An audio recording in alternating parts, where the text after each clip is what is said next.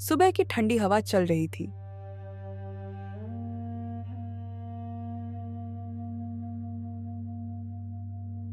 पर कविता का चेहरा चिंता से तप रहा था।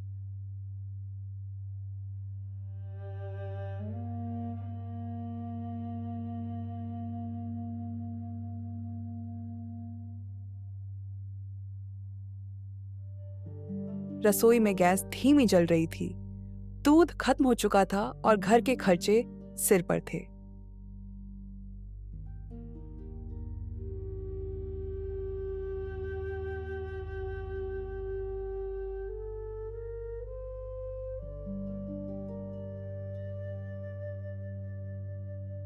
आज फिर उधार ही करना पड़ेगा।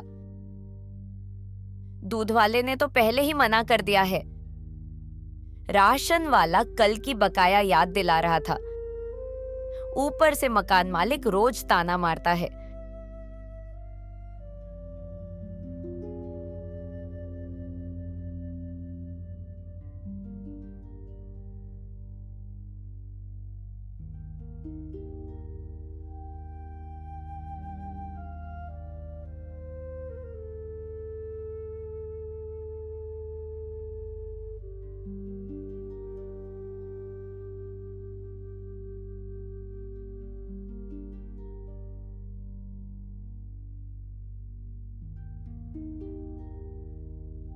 बगल के कमरे में अनिरुद्ध पुरानी साइकिल को ठीक कर रहा था।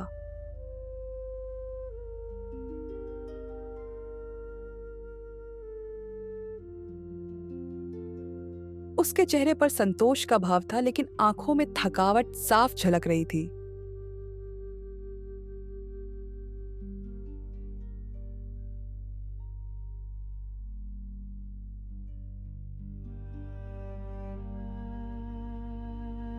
चलो, साइकिल आज भी चल रही है। जब तक ये चलेगी हम भी चलते रहेंगे।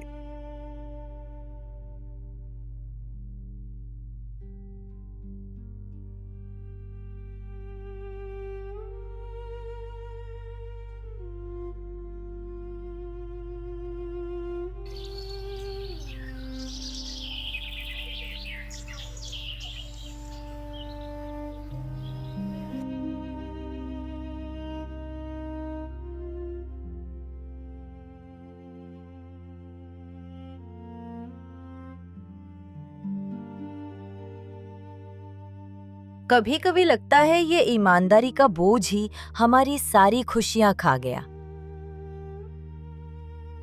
शर्मा जी को देखो, 2 साल में ही गाड़ी, फ्रिज, एसी और न जाने क्या क्या ले लिया, और हम वही के वही हैं। मैं जानता हूं कविता, पर मैं अपनी आत्मा से समझौता नहीं कर सकता।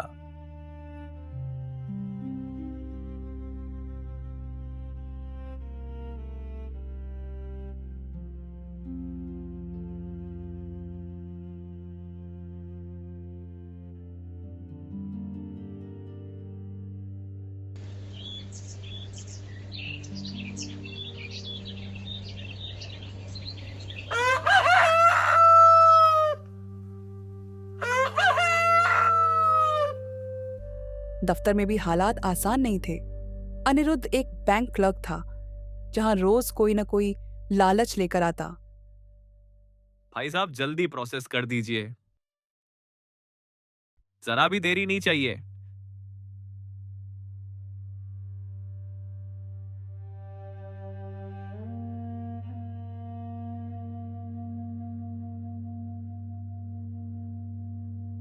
वर्मा जी, ये पैसा कम से कम 7 दिन बैंक के पास रहेगा।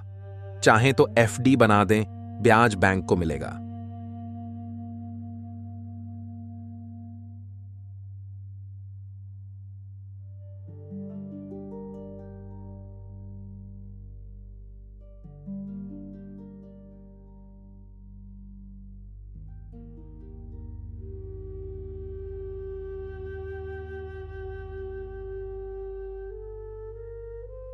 सर, ऐसे मौके बार बार नहीं आते। थोड़ा बहुत रख लो। कौन देखता है?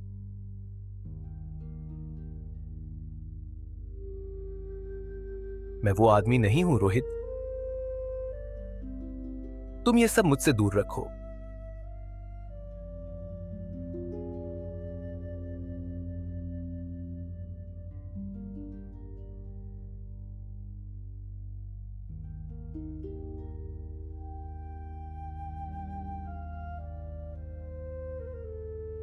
कविता सब्जी लेने मोहल्ले के बाजार आई थी। पैसों की तंगी का बोझ उसके हर कदम में झलक रहा था। उसकी थैली में कुछ आलू प्याज थे और दिल में 1000 चिंताएं। जैसे ही वह सब्जी वाले से मोल भाव कर रही थी, उसकी पुरानी सहेली नीता वहां आ पहुंची। नीता की मुस्कान में अपनापन था, लेकिन शब्दों में अनकहा ताना। अरे कविता, कितने दिन बाद दिखी, कैसी हो? सुना शर्मा जी के घर में तो नई कार आ गई और तुम लोग अब भी उसी पुरानी साइकिल से चलते हो। कविता का चेहरा फीका पड़ गया। उसने मुस्कुराने की कोशिश की, लेकिन होंठ कांप गए। अरे बुरा मत मानना, मैं तो बस पूछ रही थी।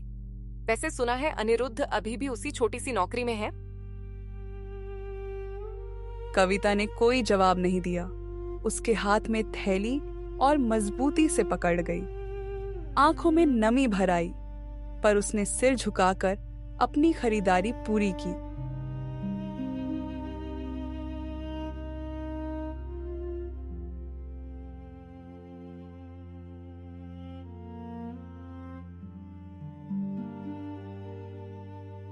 घर लौटते समय उसका हर कदम भारी हो गया।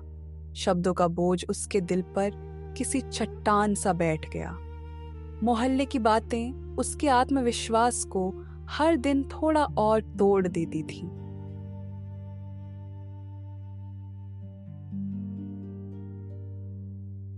उसी शाम घर लौटकर कविता से सामना हुआ।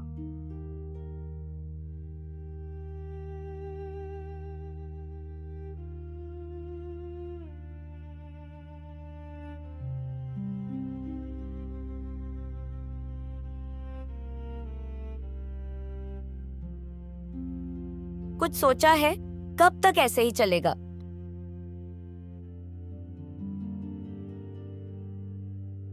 क्या मैं वो इंसान बन सकता हूं जो रात को चैन से सो सके, भले ही जेब खाली हो? कविता चुप हो गई। शायद पहली बार वो अनिरुद्ध की मजबूरी को नहीं, उसके साहस को देख रही थी।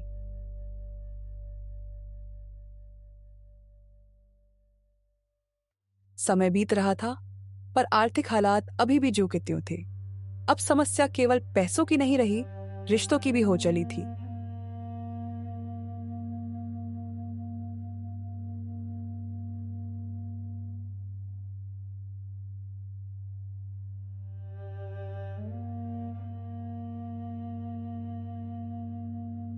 तुम हर बात को उस ईमानदारी के चश्मे से क्यों देखते हो?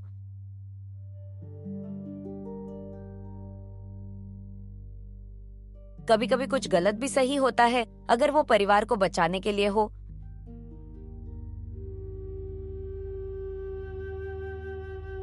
अगर मैं खुद से नजरें नहीं मिला सकता तो उस पैसे से घर कैसे चला सकता हूं?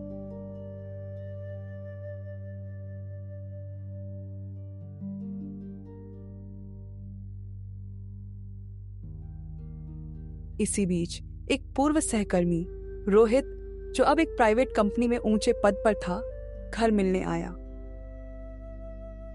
अरे वर्मा जी, अब तो आप इतने सीधे हैं कि आपको फ्रेम में रखकर सजाया जा सकता है। सच बोलने वाला आदमी अब म्यूजियम का हिस्सा लगता है।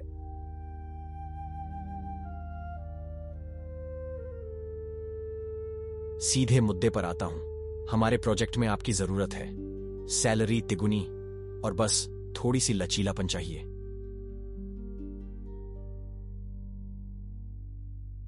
थोड़ी सी लचीलापन, यानी नियमों की अनदेखी। अनिरुद्ध ने उसकी आंखों में झांका। रोहित, मेरी आत्मा की कीमत 3 गुनी सैलरी से नहीं लगाई जा सकती। कविता दरवाजे के पीछे से सब सुन रही थी। उसकी आंखों में पहली बार रोशनी की एक अलग चमक थी, विश्वास की।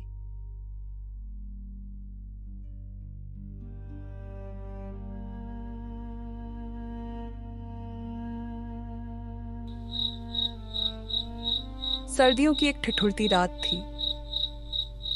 अचानक दरवाजे पर दस्तक हुई। अनिरुद्ध और कविता दोनों चौंक गए। कविता ने अनिरुद्ध की ओर देखा, जैसे कह रही हूं, अब क्या? दरवाजा खुला। सामने मकान मालिक खड़ा था, चेहरे पर कठोरता और हाथ में एक मोड़ा हुआ कागज, नोटिस।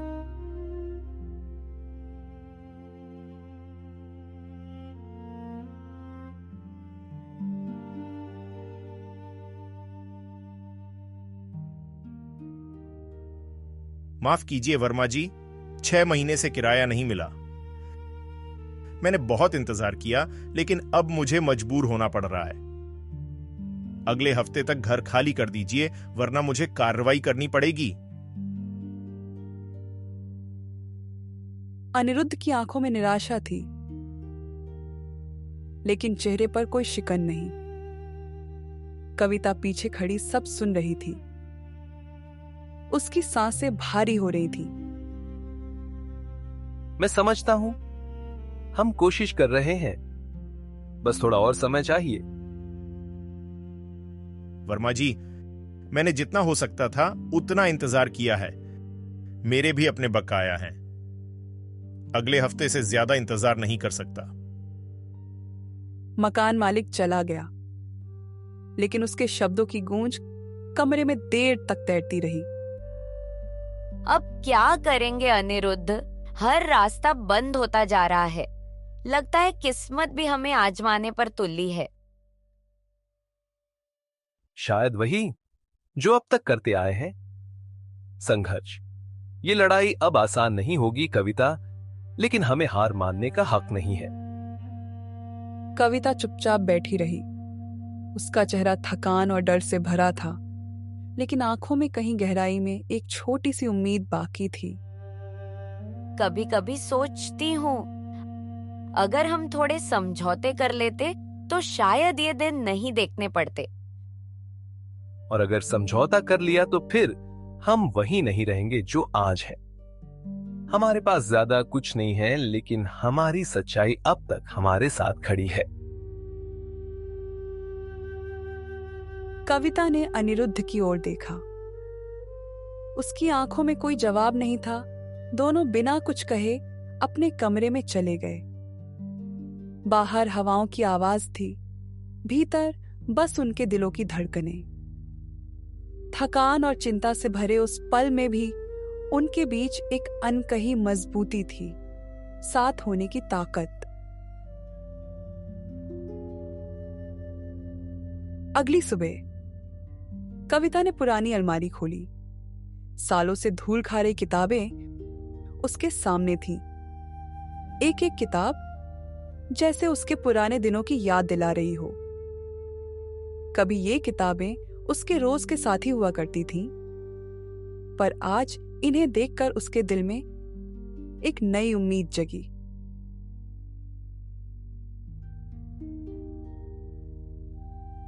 कितना समय बीत गया, पर शायद ये अब भी मेरे काम आ सकती है।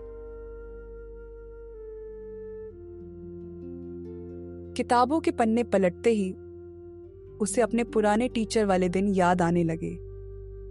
कक्षा में बच्चों की हंसी, ब्लैक बोर्ड पर लिखते वक्त उसकी अपनी उत्सुकता। मैं बच्चों को ट्यूशन दूंगी, थोड़ा थोड़ा करके। हम कर लेंगे। इतना कहते ही उसके शब्द जैसे कमरे की खामोशी में गूंज गए। अनिरुद्ध, जो पास ही बैठा था, चौंक कर उसकी ओर देखने लगा। तुम सच में? हाँ, सच्चाई का बोझ सिर्फ तुम्हें नहीं उठाना पड़ेगा। अब हम दोनों साथ मिलकर चलेंगे। अनिरुद्ध की आंखों में एक अजीब सी चमक थी, थोड़ा सुकून, थोड़ा गर्व। कविता के चेहरे पर पहली बार कई दिनों बाद आत्मविश्वास झलक रहा था। दोनों के बीच एक अनकही समझदारी का एहसास था, जैसे इस छोटे से निर्णय ने उनके जीवन को एक नई दिशा दे दी हो। कविता, मुझे लगता है जैसे पहली बार कोई बोझ हल्का हुआ हो। उस दिन से दोनों ने अपनी अपनी लड़ाई मिलकर लड़नी शुरू की। संघर्ष अब अकेले का नहीं रहा, वो एक साझी कहानी बन चुकी थी। किताबों से भरा कमरा अब उनके लिए उम्मीद से भरा भविष्य बन गया था।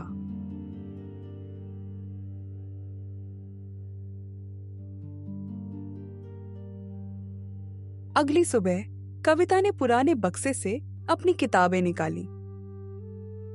पन्नों की खुशबू में उसे अपने पुराने दिनों की याद आ गई। वो दिन जब वो बच्चों को पढ़ाती थी और उनकी मुस्कान में अपनी खुशी ढूंढती थी। आज उसका पहला ट्यूशन था। 2 बच्चे सामने बैठे थे, बड़ी आंखों में जिज्ञासा और थोड़ी झिझक। कविता के दिल में घबराहट और उत्साह साथ साथ थे। चलो बच्चों, आज हम गणित के साथ मजा करेंगे। डरने की कोई जरूरत नहीं। बच्चों ने धीरे धीरे किताबें खोली। कविता का स्वर बदलने लगा। हर शब्द में आत्मविश्वास की झलक बढ़ने लगी।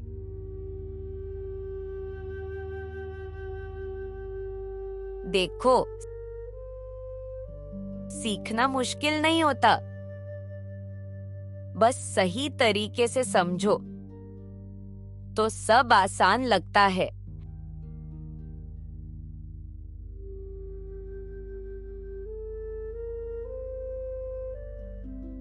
हर सही जवाब पर बच्चों के चेहरों की मुस्कान कविता के दिल में नई रोशनी भर देती। कुछ देर में घबराहट की जगह गर्व ने ले ली। कई दिनों बाद कविता ने महसूस किया वो भी अपनी पहचान वापस पा सकती है। धीरे धीरे उसका आत्मविश्वास लौटने लगा था।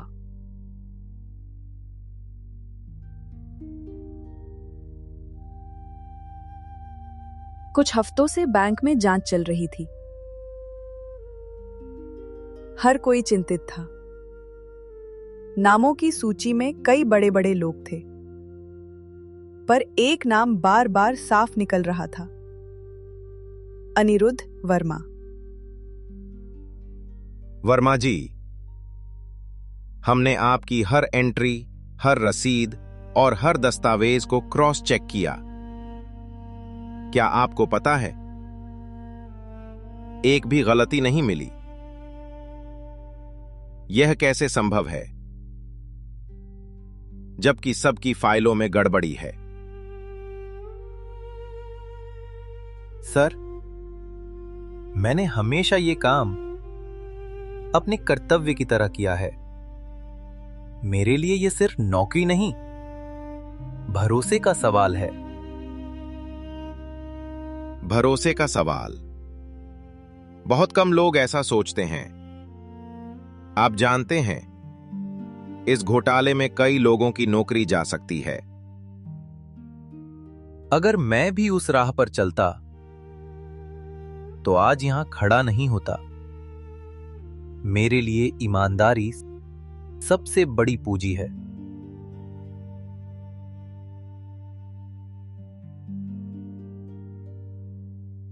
जांच टीम के चेहरों पर धीरे धीरे विश्वास की झलक दिखने लगी। फाइलें बंद हुईं। और अधिकारी एक दूसरे की ओर देखकर सिर हिलाने लगे। वर्मा जी, आपकी ईमानदारी ने इस बैंक का सम्मान बचाया है। रिपोर्ट में साफ लिखा जाएगा, अनिरुद्ध वर्मा निष्कलंक और भरोसेमंद।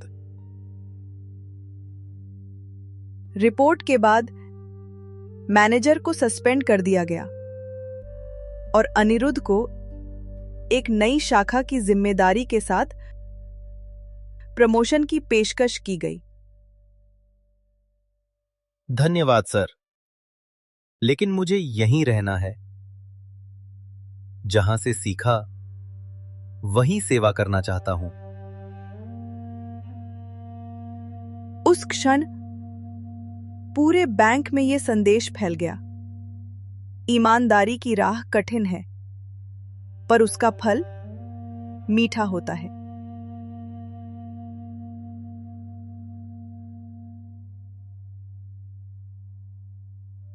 उसी शाम जब अनिरुद्ध ने बैंक में अपनी ईमानदारी की जीत की खबर कविता को सुनाई, तो घर में जैसे नई रौनक लौट आई। तुमने फिर साबित कर दिया, सही राह चाहे कितनी भी मुश्किल क्यों ना हो, अंत में जीत हमेशा सच्चाई की ही होती है। और ये सफर तुम्हारे साथ होने से ही आसान लगा। उनका छोटा सा घर अब खुशियों से भरा था। ऐश नहीं था, पर संतोष था। संघर्ष अब भी था, पर एक दूसरे का साथ होने का भरोसा हर मुश्किल को आसान कर देता था। धीरे धीरे मोहल्ले में उनकी कहानी मिसाल बन गई। अक्सर बच्चे हंसते खेलते कहते, मम्मी, हम भी वर्मा अंकल जैसे बनेंगे। कविता उन शब्दों को सुनकर मुस्कुराती और मन ही मन सोचती, सच बोलने वालों की राह में कांटे तो जरूर होते हैं, लेकिन उनके कदम कभी डगमगाते नहीं।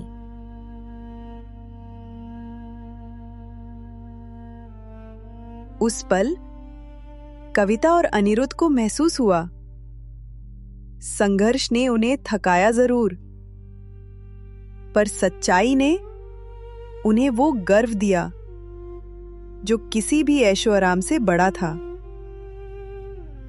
और इस तरह उनकी जिंदगी भले साधारण रही, पर उनकी ईमानदारी ने उसे असाधारण बना दिया। एक ऐसी कहानी जो आने वाली पीढ़ियों के लिए प्रेरणा बन गई।